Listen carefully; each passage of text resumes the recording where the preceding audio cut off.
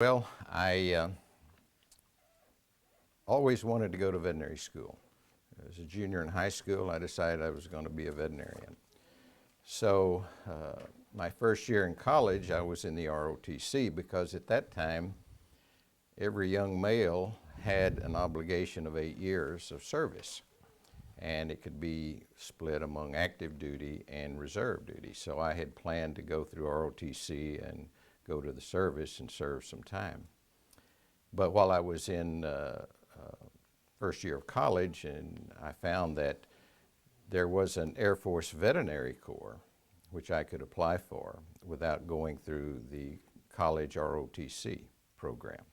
So I did. After one semester of ROTC, I dropped that, and my plans were to go and serve in the Air Force Veterinary Corps if I was selected. So that was my plan, and so I finished college at Texas A&M in 1960 with a Bachelor of Science degree in Animal Science and a Doctor of Veterinary Medicine degree. 1960 was a pretty eventful year for me. It was a busy year because I graduated from college. I came back to Fort Worth and worked for the summer with a veterinarian here in Fort Worth.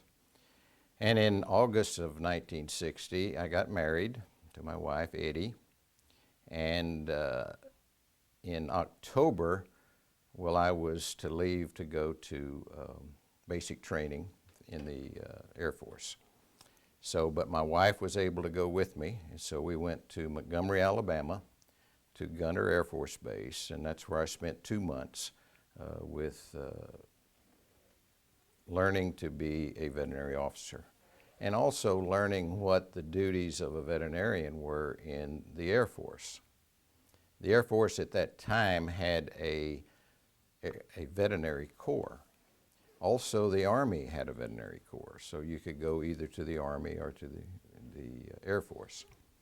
So I went to the Air Force and learned to do all of the duties of a veterinarian there in that 2 months in Alabama.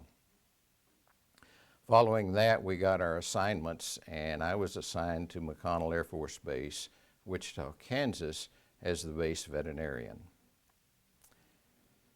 We arrived there in early December after leaving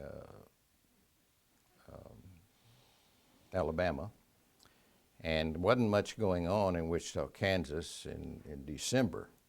So we did all the initial things, getting on the base and learning what I was to do and meeting all of the people that I was connected with.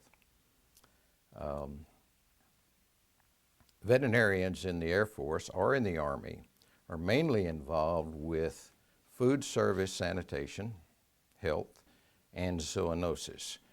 Zoonosis is the diseases of animals that can be transferred to people, either from insects, bacteria, viruses, or diseases, rabies being one of the diseases that we were responsible for controlling.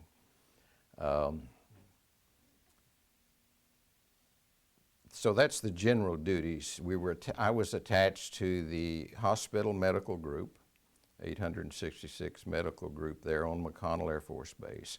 McConnell was a SAC base at that time, and it was involved in the Cold War in that it was a training base for combat crews for the B-47 bomber, which were used at that time in high altitude training and bombing, and it was during the period of the Cold War.